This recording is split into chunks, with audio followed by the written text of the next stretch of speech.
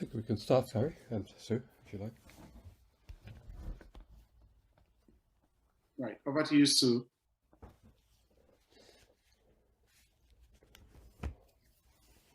So you're muted. Okay, can everybody hear me now? Yeah.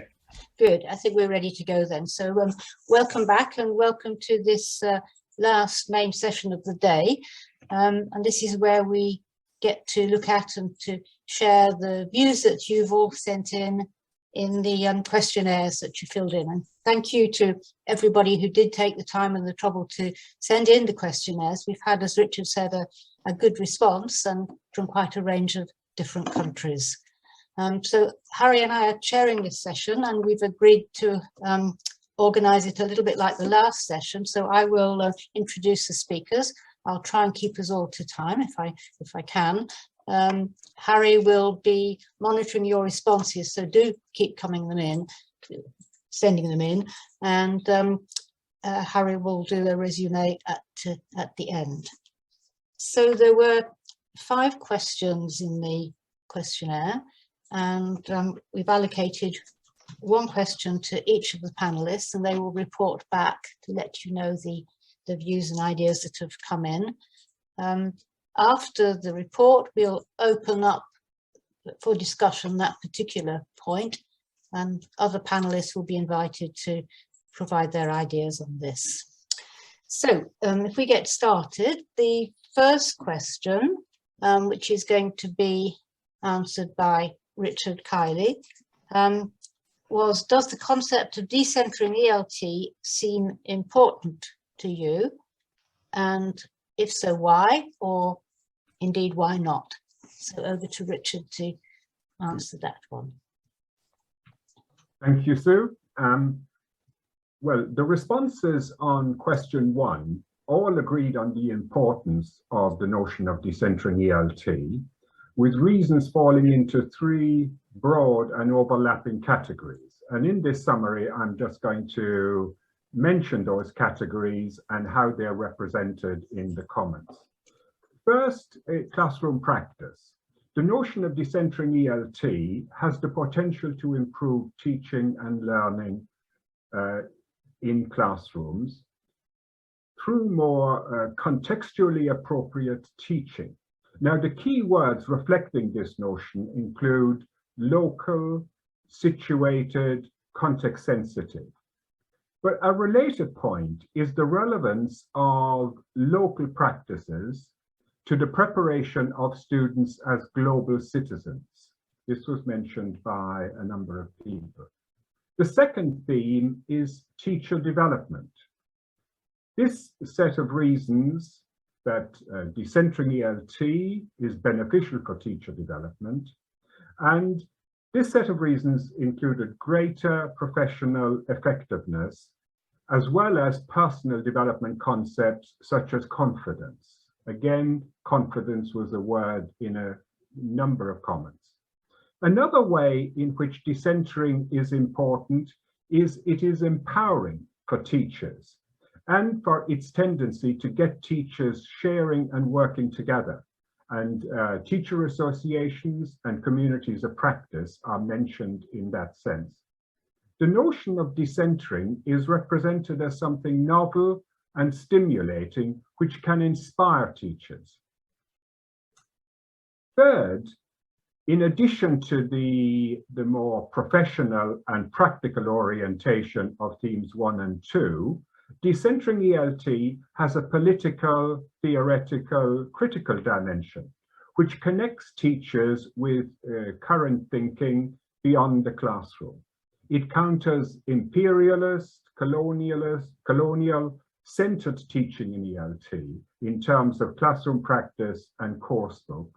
And the comments reflect a need for a parity of esteem, a form of equality of all users, teachers, and classroom practices. These 3 themes construct the importance of decentering ELT in integrated ways. Classroom practice is improved if teachers are informed, inspired, and empowered, as well as working more collaboratively. The ways in which decentering, as I mentioned in theme 2, contribute to professional development. These in turn are close to the benefits to practice from engagement with wider themes in thinking. That is, the more theoretical, political, critical voices.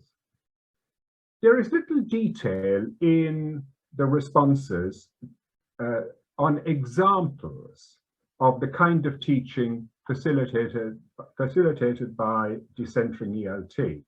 Now, this is perfectly reasonable. There was no request for examples in the questionnaire, but possibly points to a direction in which the initiative can go, where we need to have more description of the practices to fill out the labels I've summarized in this presentation.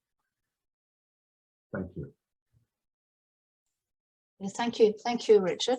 Do any of the other panelists have any comments to make, any responses? Does this perhaps match any of the feedback you've got on the other questions?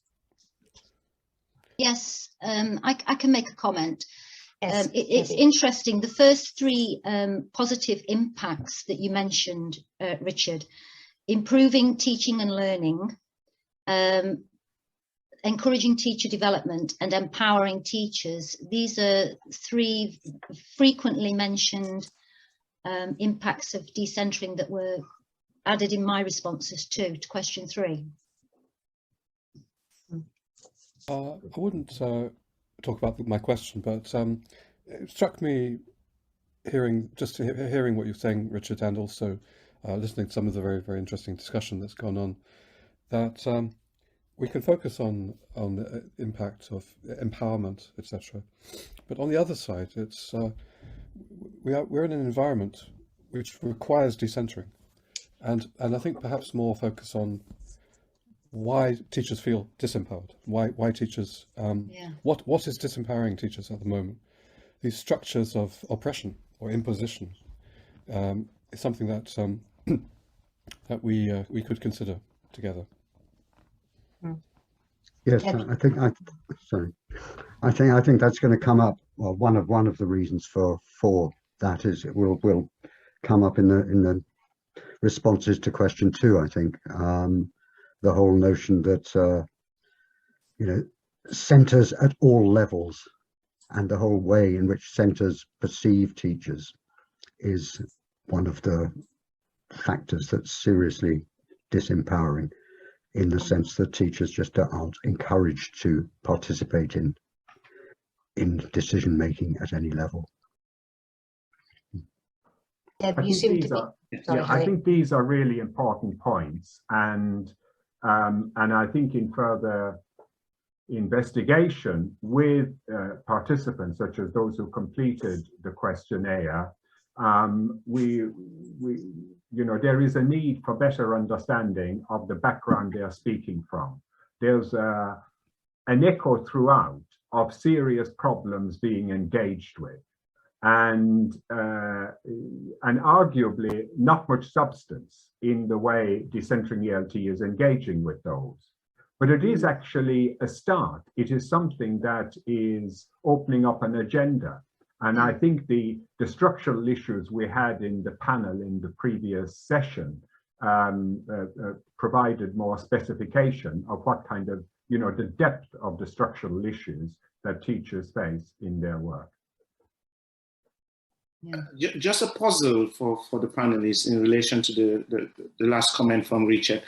I can't remember who, but someone said at a conference I attended, I think it was an IHFO conference, that as long as governments are responsible for education, there is going to be a power issue always involved.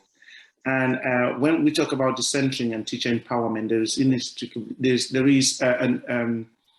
there is something about social injustice. There's an issue of social justice or injustice because of the power dynamics that exist within the education industry, if we may call it that. And there is really no justice fight that would succeed without allies in the oppressing camp.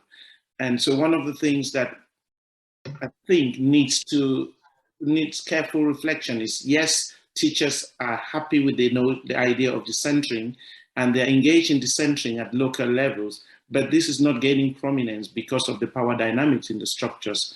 How can teacher associations, teacher communities of practice help or negotiate alliances with people within those power structures to facilitate the notion itself? And how can we, or the Humbly Trust maybe, support such initiatives more broadly?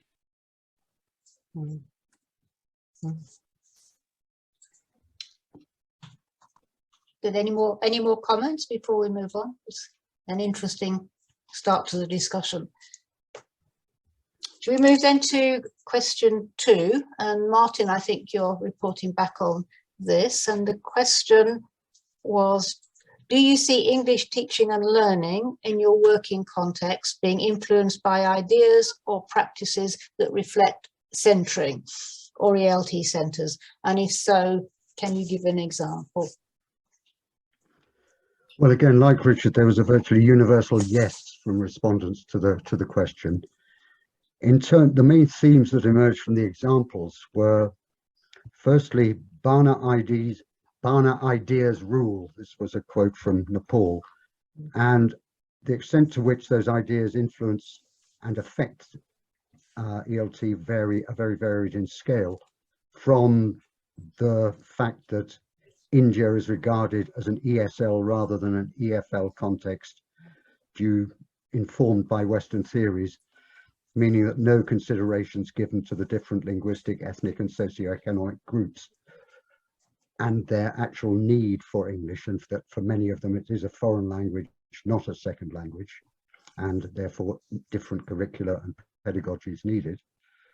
Madagascar, where ideas within national ELT reflect centering, communicative approach, task-based teaching, critical thinking, learner-centeredness.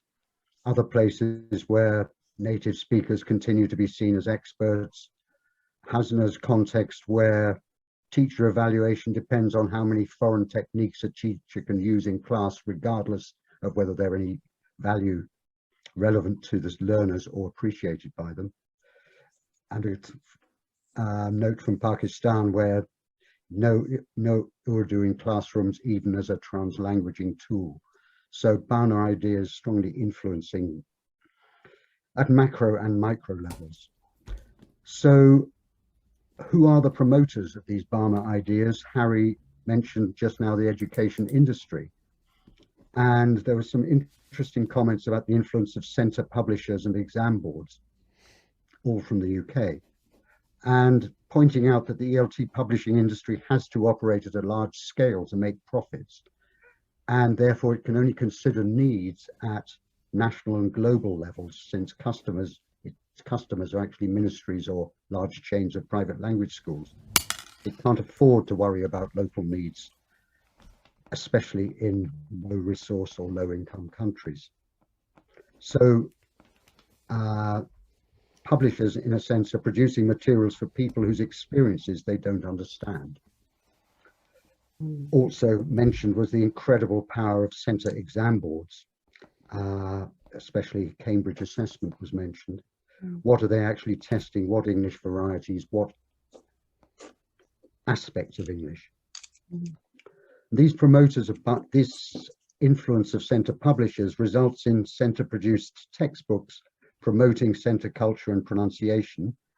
In Latin America particularly, there was a focus on the importance of teaching British or American accents and cultures.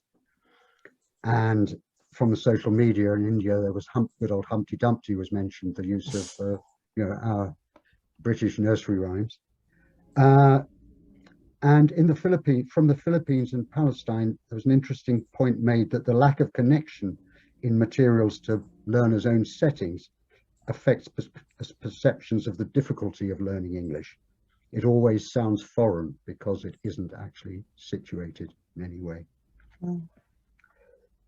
Then there were the multiple centres that Prem mentioned in in the previous discussion on the panels, and the power of local centres that don't value or recognise teachers. And this seemed to be particularly true in South Asia, with teachers in schools and colleges subordinate to centres of power like boards of education, the ministry, and school administrations, which ignore teachers' voices. From the social media, that teachers believe they've no role to create anything. They're often suppressed by, inverted commas, professors. And examples of a new national learning platform being introduced where the officials didn't think of asking teachers to contribute to curriculum decisions, or new curricula being introduced without any consultation with teachers.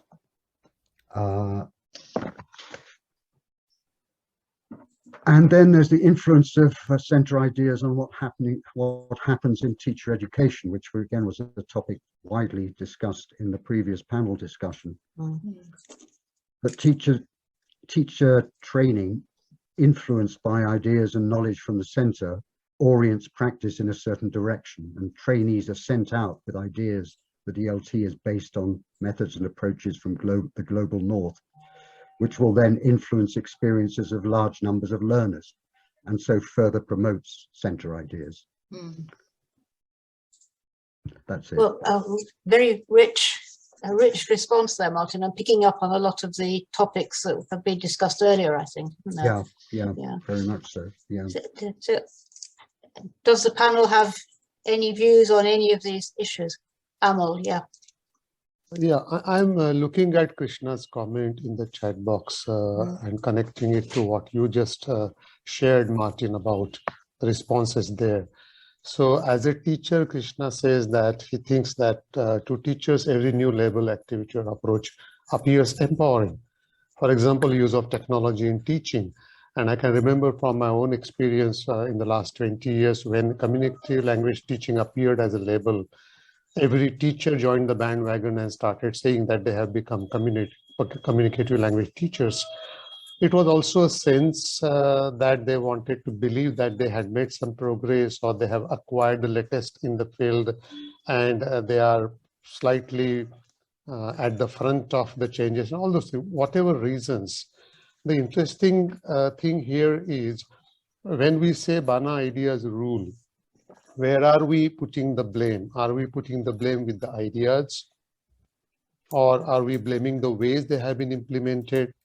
Are we blaming the uncritical acceptance of them?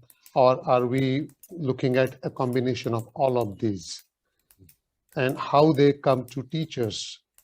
And in the responses, it comes up again and again that one of the key concerns teachers have is their voices are never heard in whether ideas are imported or when ideas are implemented or some kind of new change is planned. So I believe there is a very interesting insight for decentering there. Any views on where we're putting the blame? Richard? Well, you know, the way that Martin moved from, the responses moved from thinking about Bana, institutions like testing agencies and their dominance around the world, and publishers, etc. But then moving to consider so-called local centres in different countries around the world, which have internalized or which reproduce a kind of imposition of particular ideas. This was strongly came in the consultation we did before, which some of you have read in the consultation document, that it's too simplistic to think of decentering in terms of just Bana. Although we have to recognise there is that colonial and kind of neo-colonial history, and which has led to the dominance of such textbooks or testing regimes, if you like, and the profit involved in that. I think we really do need economic and political and sociological critiques, which are more sophisticated than simply laying blame at native speakers or geographical centre institutions. We need to look at the neocolonialism, how it operates, and how it operates through local, through different countries' own elites and own academic institutions and elites. So I'll stop there. Richard, do you want to say? Richard, Kiely? Yes, I was just going to make an observation on what Martin summarized. And actually, examples of decentering, it largely seem to have examples of centering. And I think this is a challenge we have as an initiative, that it's quite difficult to understand how teachers are coping. I think the way the discourse is structured, an awful lot of teachers maybe feel bad about what it is they're doing, or don't feel that confident. There's a need for confidence coming through.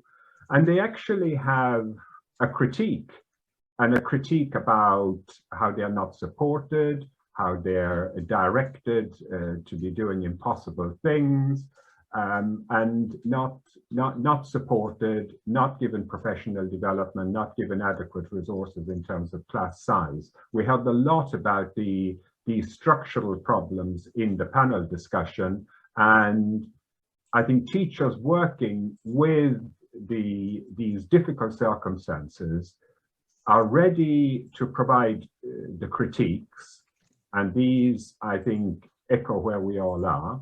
But actually, these teachers are coping. These teachers are doing a job. They are supporting students. They're getting some students through exams and what have you. And I think it's an actual research project to try and get through the sense of not being supported, to actually find out what is positive in the practice of these teachers.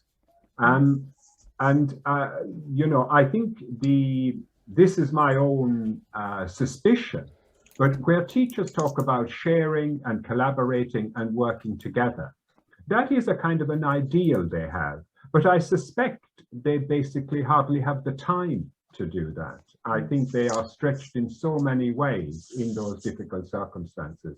And I think we need to really search hard for what is positive in their practice, what actually enables them to cope and their students or some students to progress, and then build on that. Otherwise, there's a risk that we are developing the critique and not doing much else. Yeah, a good point. Should we move on then maybe to question 3, which Deb, I think you're going to report on. And the question was, did anything in the consultation paper or the presentations on day 1 catch your attention or seem particularly relevant to your own context? And if so, why? Yeah, actually, a lot of things caught people's attention. I'm just going to summarise some of the activities that were mentioned as particularly relevant and some of the reasons why. Many referred to the sharing of success stories or good practice, either orally or in writing. And the reasons mainly related to giving teachers a voice, the positive impact on teaching and learning, and the value of local knowledge or expertise. I'm just going to read out a few examples from that. There are many experienced teachers who don't have, for example, a PhD who could have a voice. And sharing things that work may give teachers confidence to come forward to share what they're good at. There's kind of an implicit thing in there that teachers who don't have a PhD don't have anything to say, which is not true, as we know. Sharing success stories can promote teacher development and keep teachers motivated.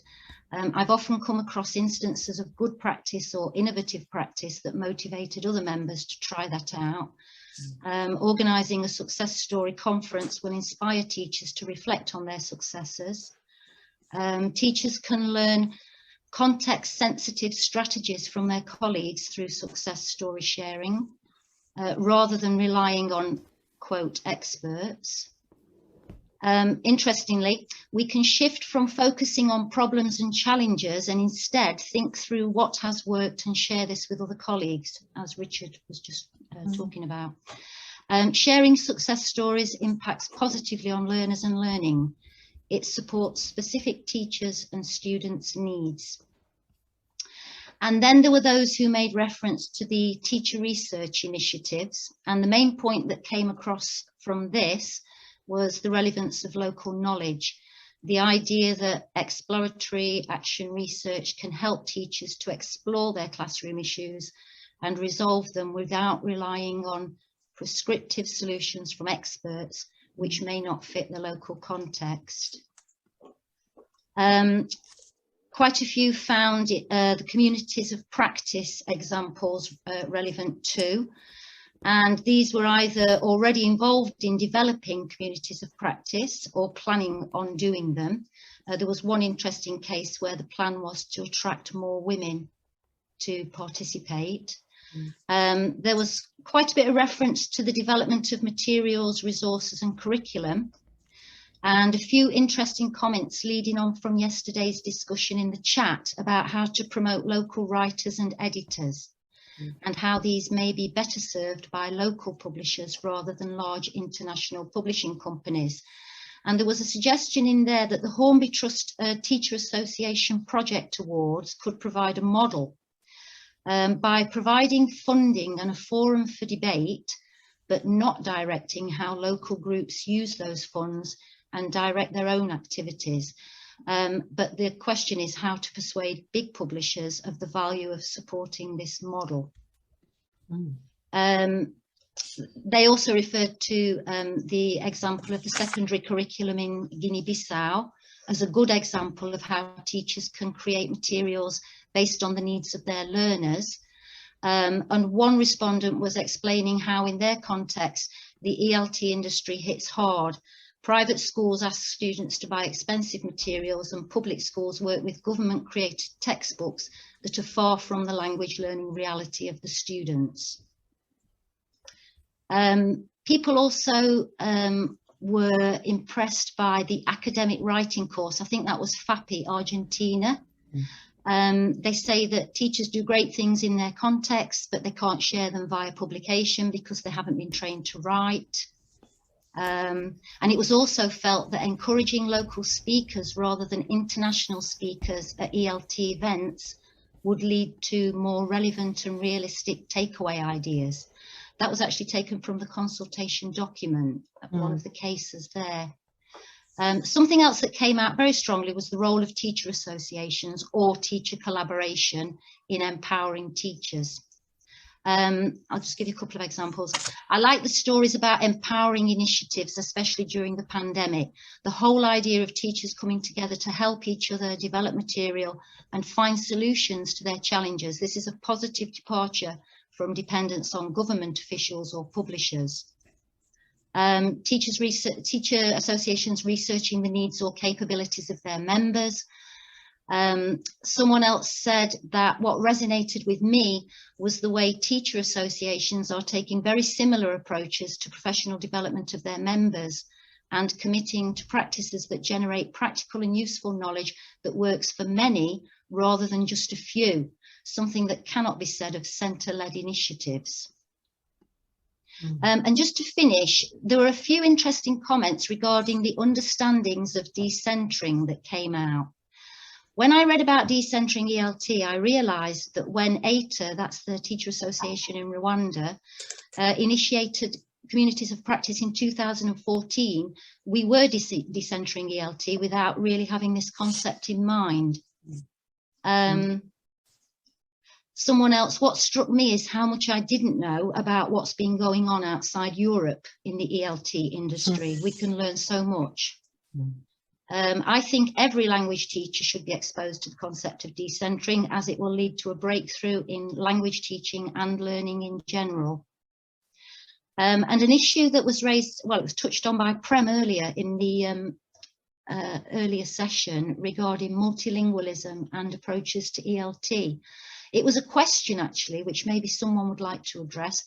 How do you address the neglect and peripheralization of home language literacy in Nepal or Congo or elsewhere? This is a serious challenge.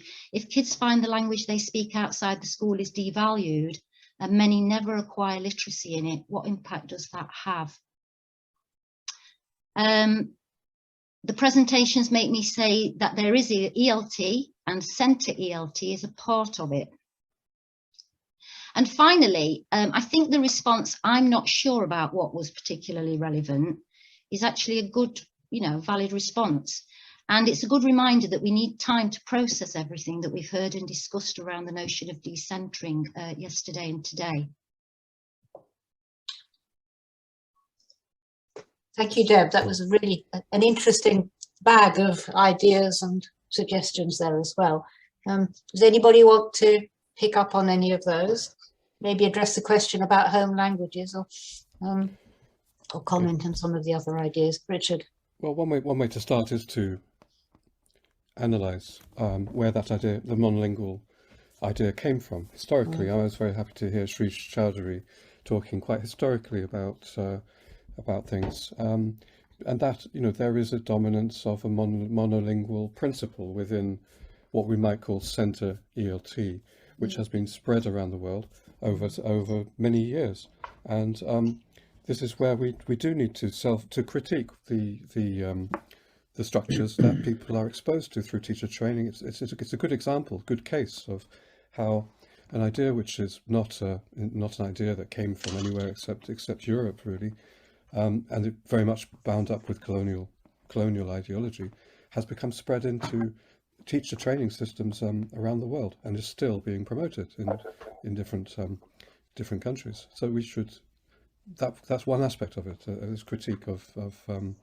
the way, how we've got to where we are, and what is the situation where we are. But I'd just like to pick up on what Richard was saying. I think that within this initiative, the Decentering ELT initiative, we are very strongly, we're not really doing that very much.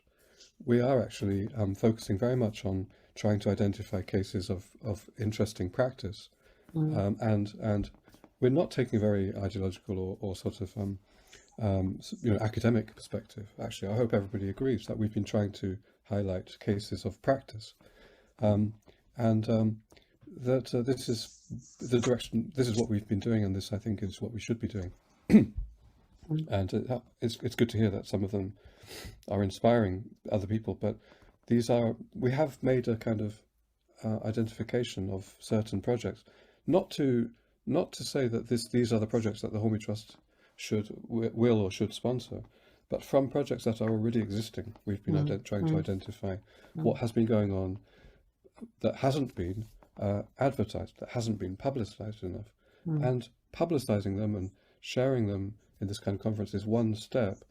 But it's really depressing, actually, that even though people like Kanagaraja and Kumarvadivelu and Holiday and Philipson, etc., were writing about these kinds of needs at an academic level in the 1990s already, we're in the 2020s, but we still have this situation where teachers are disempowered by inappropriate, well, we could say inappropriate ideologies.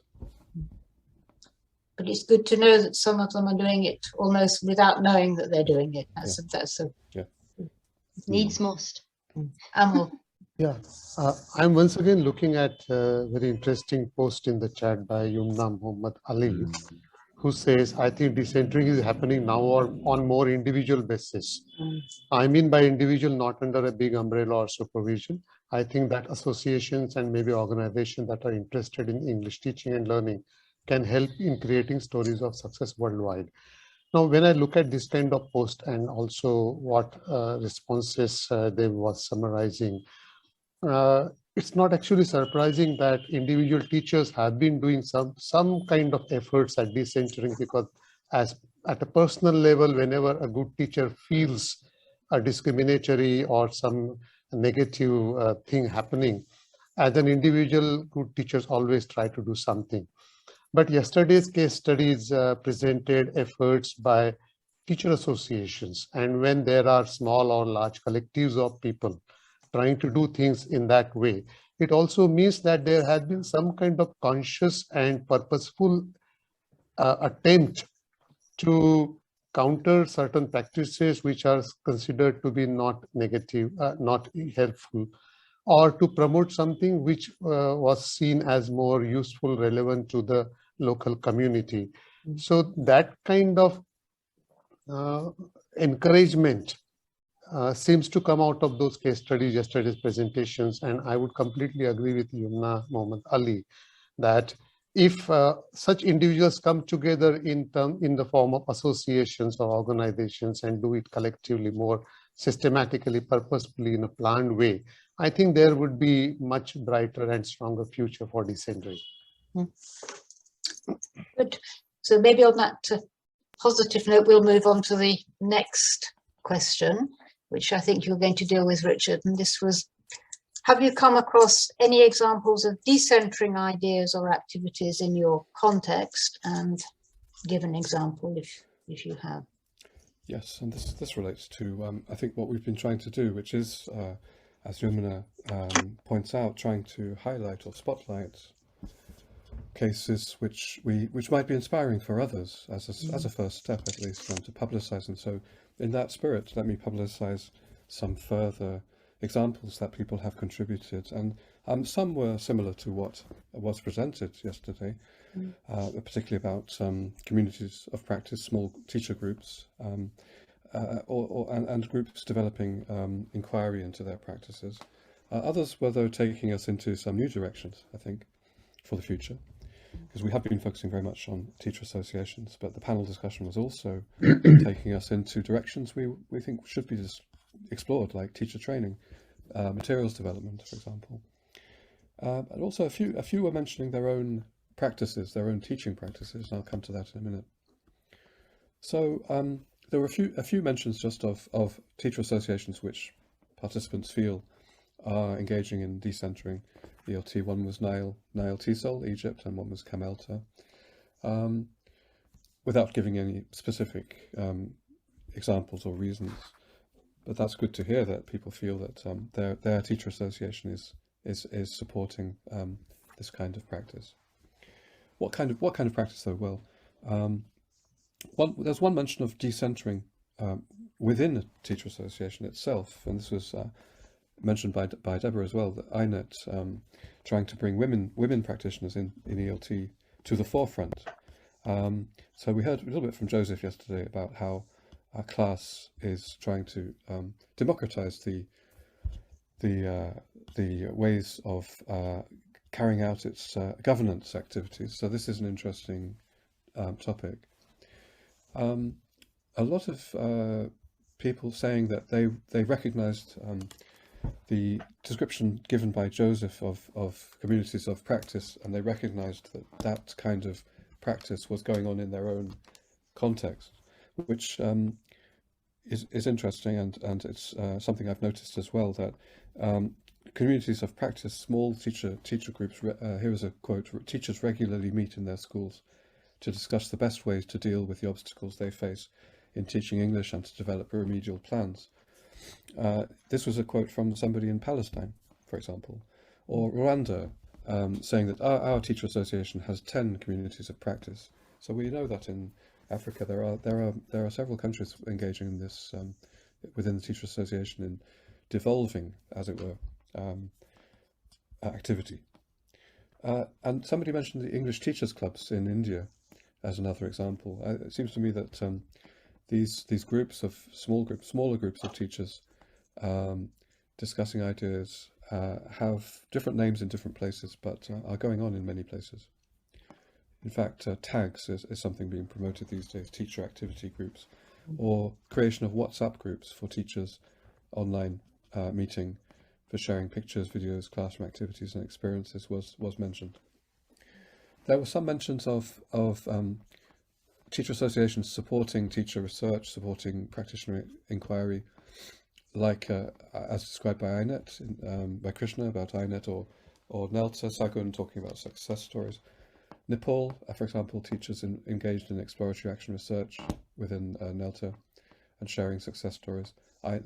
Some were involved with the INET teacher research initiatives and praised that as an excellent example of how teachers have collaborated to develop practical solutions.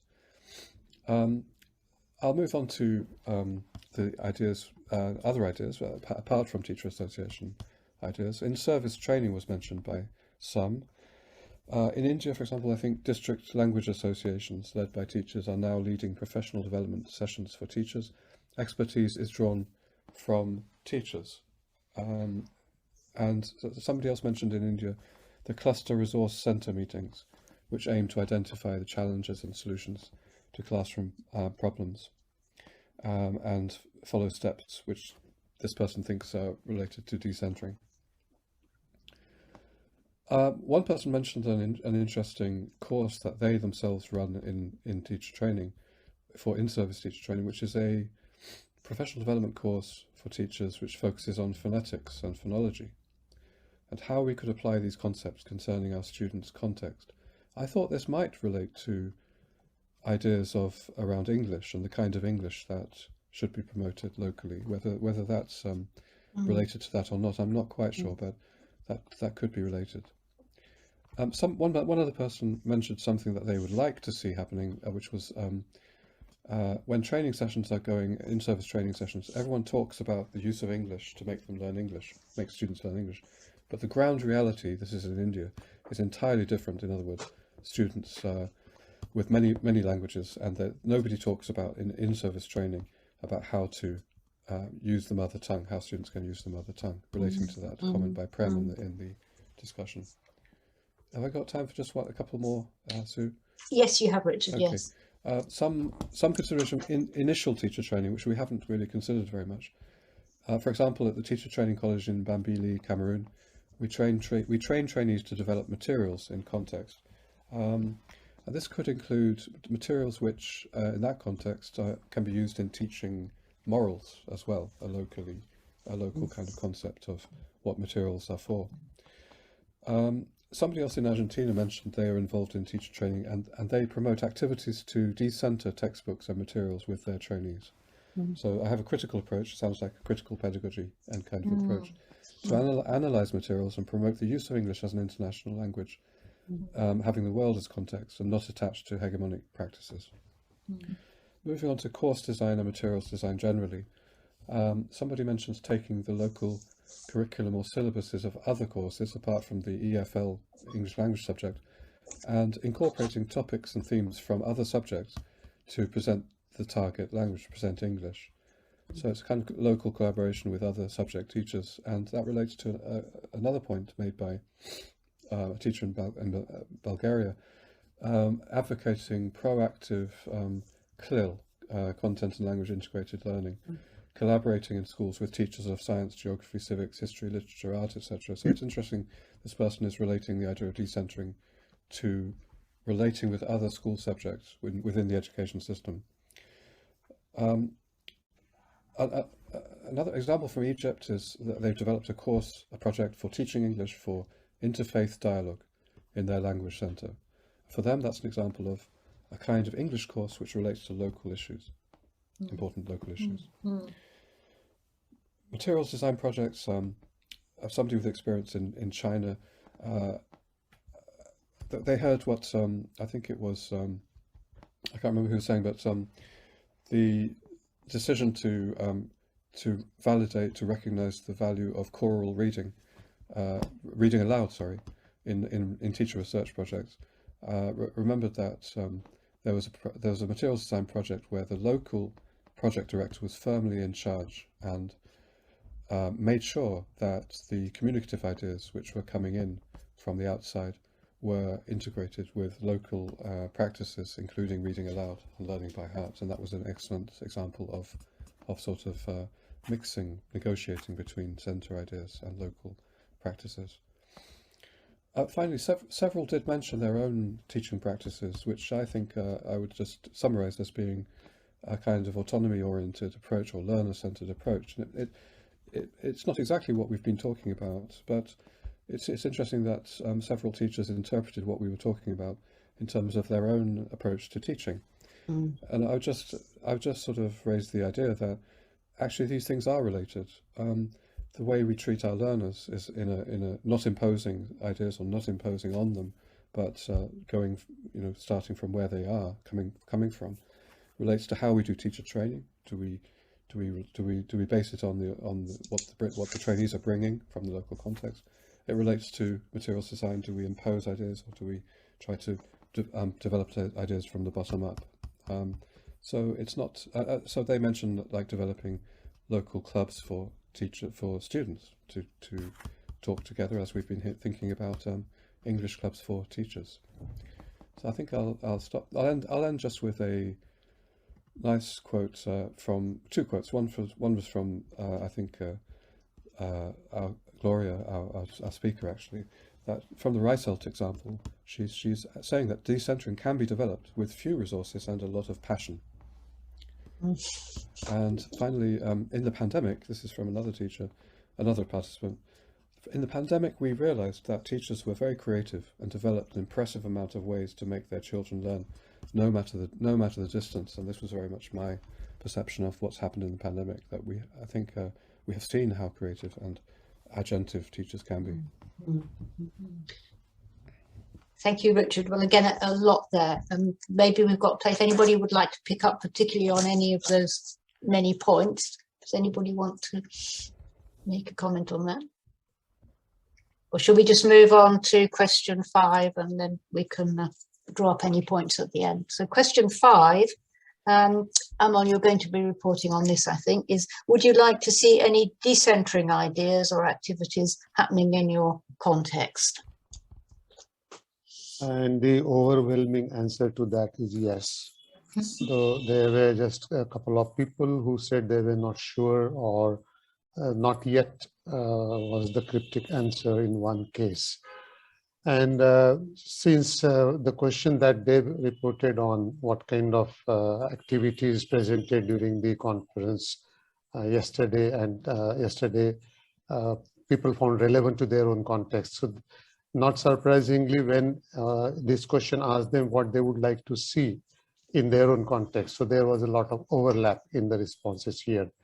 So the activities which people mentioned they would like to see happening there in their own context were things like communities of practice or sharing experiences, for example, in success story conferences, changing teachers' mindset about using mother tongue in the classroom, finding out innovative and alternative activities that empower teachers, or identifying diverse editors and writers of materials and trying to use materials which were entirely produced outside US and Europe.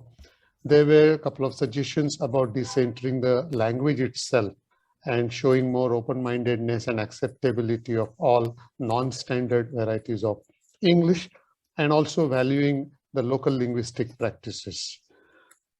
Some suggestions also related to teachers participating in research, informing research, and taking charge of research, and also making efforts to disseminate their research. One suggestion related to the government enabling teacher training in helping teachers design their own activities to suit their needs and contexts. In one case, one respondent mentioned the example of student writing as a powerful way of bringing the local knowledge and local relevance into the classroom practices. Another part of this question was asking people why they would feel these activities they would want happening in their own context. And broadly, the reasons quoted were if such activities happened in their context, that could lead to teachers' own empowerment and promote teachers' professional development. And in turn, it will help teachers to promote positive change in their context. And that would also lead to the growth in teachers' confidence. Teachers would have some way of their voices being heard. They would find their own voices that would open up new content and knowledge, eventually enriching the students and teachers both. There were also some comments suggesting the transformative change that might bring, though the expressions used were sometimes not clear to me. One person said that it will change teaching ideologies. Another person said that it would change teachers' mindset. And one more person said that it will lead to engaged social justice. But there were a few comments which generally pointed out that all these practices happening in their context will broaden the experience and understanding of people and boost the effectiveness and the reach of ELT, as well as enhance their own performance as teachers. Finally, I would like to interest three very interesting comments, which I believe look like caveats for decentering. In one case, the comment said that the person suggested that there needs to be a balance between the local and the central, because they find a tendency in their own context to be too local. And I think it needs to be understood in the context and understood in greater detail. Another comment that seems quite interesting is a suggestion that decentering practices, decentering should be run under certain supervision and conditions. And finally, the third very interesting comment is the complex network of funding required for such initiative needs to be sorted out in clear terms. I personally believe that in those comments, there is also a suggestion that we need to be quite nuanced and careful when we approach both centering and decentering. And there are lots of complicated issues which are not easily resolvable, but need to be addressed in order to ensure that effective decentering is in place. So that's all from my side. Thank you, Amol. Any comments on any of that? Maybe particularly on the caveats? What do you think, Amol, that was meant by run under supervision and conditions? Do you have any sense of that? Not really, because there weren't any more details to hazard any guesses. Okay. Interesting. Well, it reminds me a little bit of Prem's contribution this morning, saying that for him, decentering, it is a continual questionnaire. And I like that because it could easily, you know, it's a slogan. It could easily become something fixed, couldn't it? But it needs a kind of perpetual movement of questioning and self-questioning. And in fact, we have been self-questioning quite a lot about the idea that it could become a kind of dogma, or that it's not what we want to happen, really. As the centers shift. Maybe time to hand over to my co-chair, Harry. I think you've been monitoring the comments coming in on the chat. Yes. Can you hear me? Yeah. I think the momentum kind of died down towards the end of the day, because there was a lot of conversation in the first part of the day, and people might have got tired of hitting on the keyboard. But a few things came out anyway. The key idea that decentering needs to be seen from the theoretical, practical, and critical dimensions. And that the central role and the fact that teacher associations and communities of practice can play a very central role in enhancing a decentering perspective or ideology to language education. There was an interesting association of decentering with bottom-up approaches to curriculum and pedagogy, and also the need for practitioners to become drivers of their own professional development. I think this came from South Africa.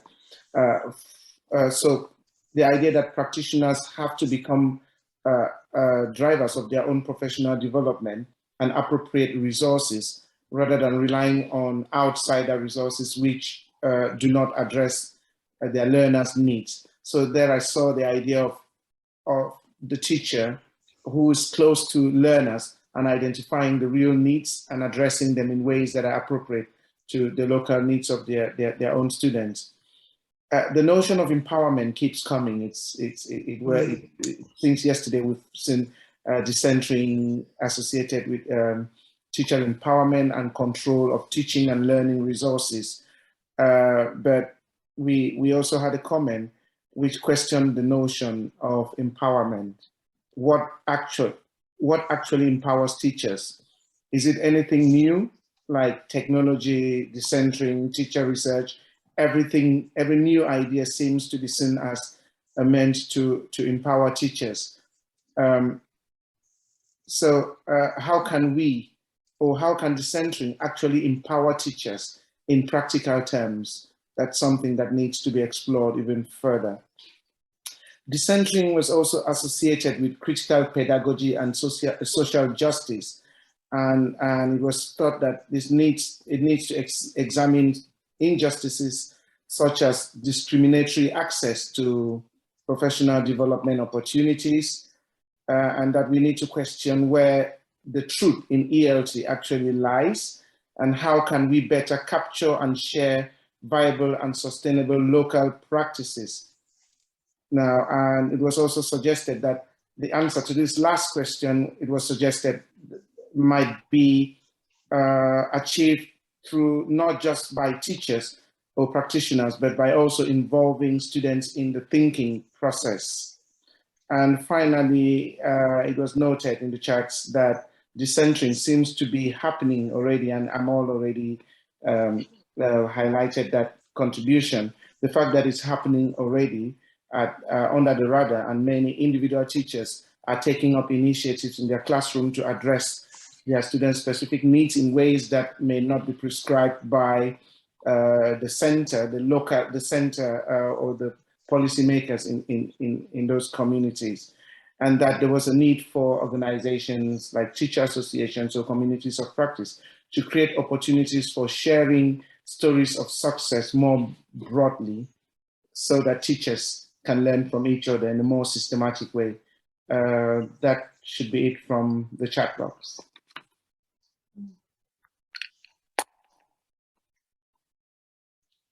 I think another question has just come up in the chat box from Krishna, saying he was wondering, does centering de-skill teachers or just condition them to work in particular ways?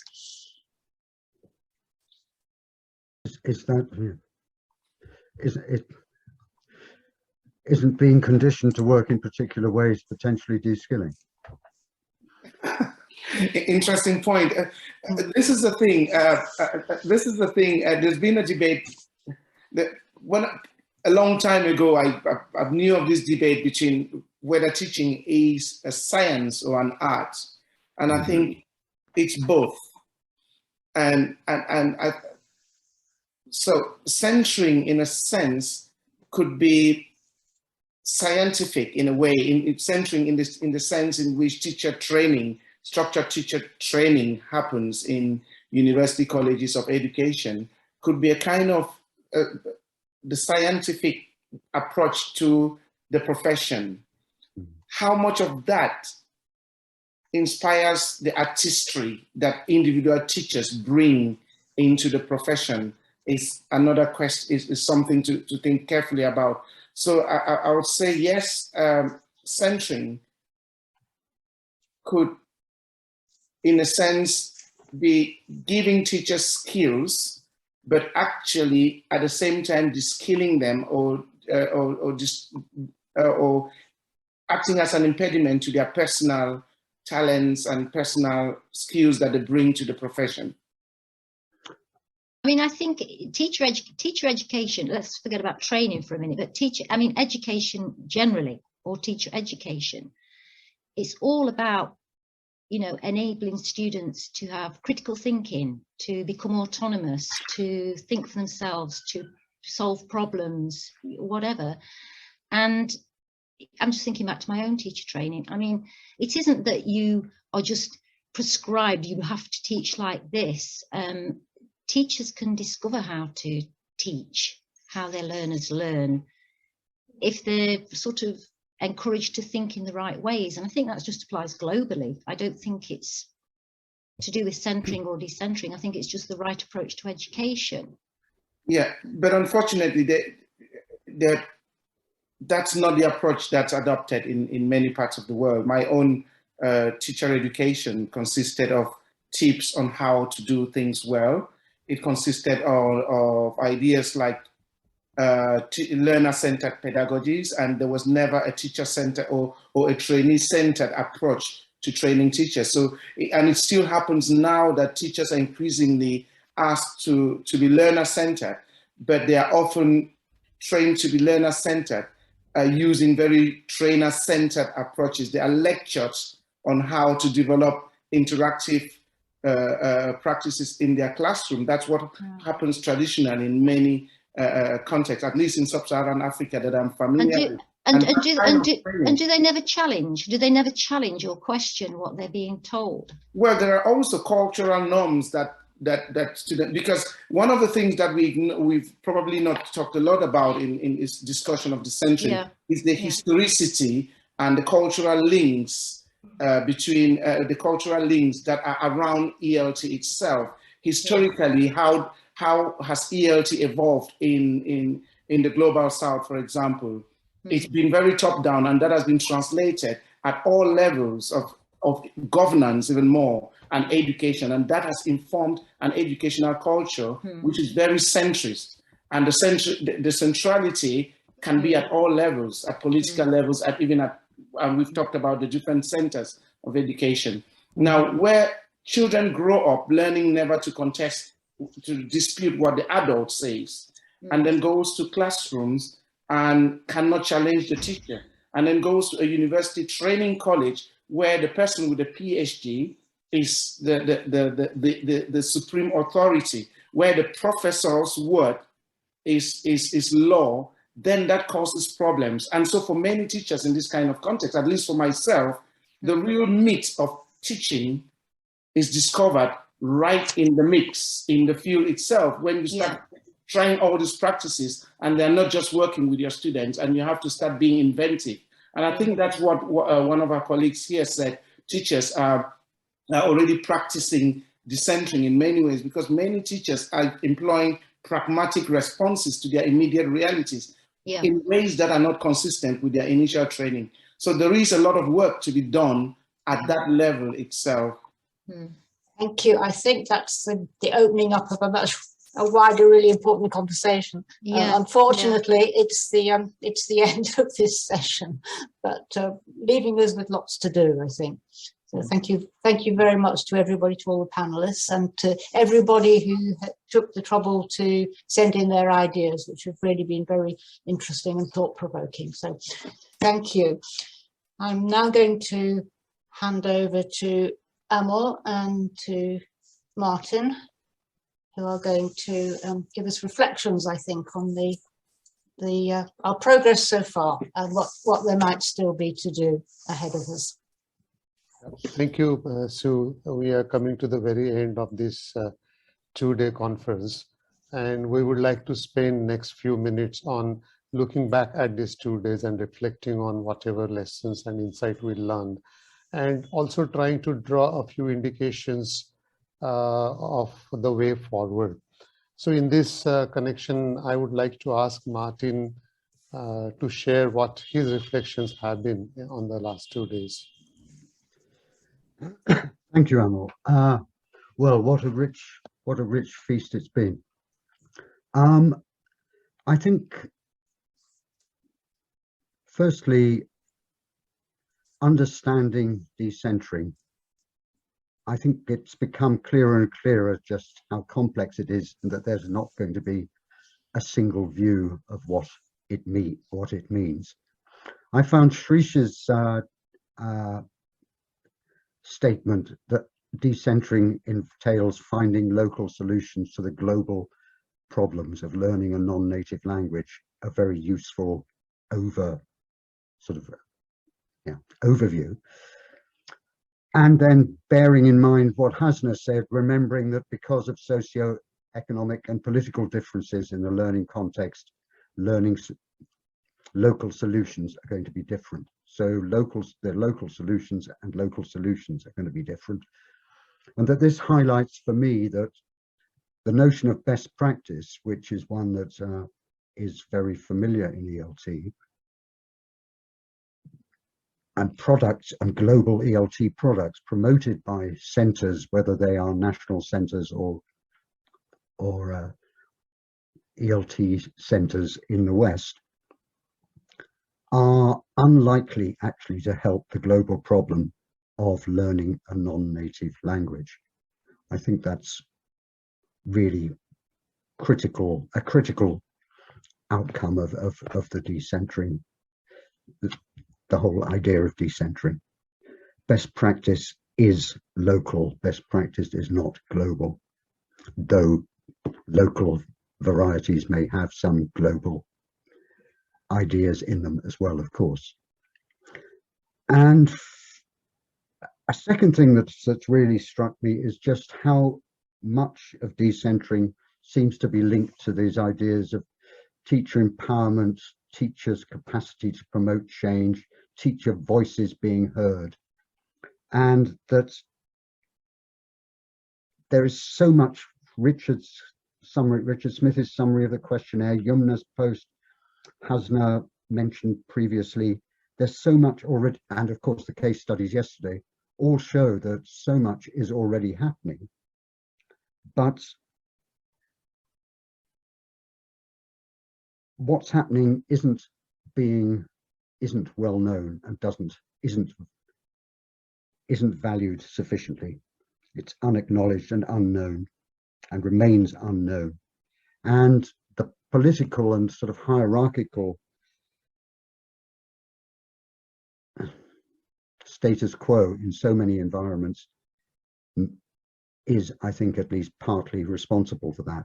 There is the connection between perceptions of teachers and perceptions of what teachers do and the value of what teachers do. Decentering has a part to play in rebalancing that relationship. Thirdly, and this is from my own personal interest, the relationship between decentering and in-service and pre-service teacher education. I think that teachers are being prepared in many places still with the notion of best practice and based on centered methods and approaches, and they're not actually being prepared or encouraged at all. We're not encouraging trainee teachers or in-service teachers to find local solutions or to think about local solutions. There needs to be a really, decentering can contribute to acknowledging from the start that practices suggested are just starting points, they're not end points, and that all teachers will need to adapt and innovate according to their context, and that this is a normal, well, this is what's happening anyway, but actually it's not acknowledged as such. It's not acknowledged that this is happening anyway. And that they will need to keep learning, and that communities of practice or practitioner research or exploratory action research sharing together is part of continuing professional development. And I suppose finally, at some point, the notion of impact came up. And I must say, if we worry about the impact of the decentering initiatives so far, with the very, very small investment that has been put into them, surely we should seriously think about the impact of the more centered approach to teaching English over the past 20 or 30 years, with its massive, massive investment, and draw our own conclusions. But I think the impact from the case studies, from the discussions we've had in the past 2 days, the impact of decentering, the decentering initiative and decentering practices, which many teachers autonomously are involved in without ever having heard of decentering, is enormously powerful when compared with the relative per pound impact of much of the centered ELT that has been carried out over the last 25 or 30 years. So where do we go from here? I mean, personally, I think it would be interesting to consider how decentering might influence pre and in-service teacher education. But that's my personal reflects my personal interests. And I'm sure, Amol, you've got some more to say. Thank you so much. And I'm sure your reflections will echo with a lot of us. Most of us have similar takeaways and feelings about this. I'm also looking at this whole conference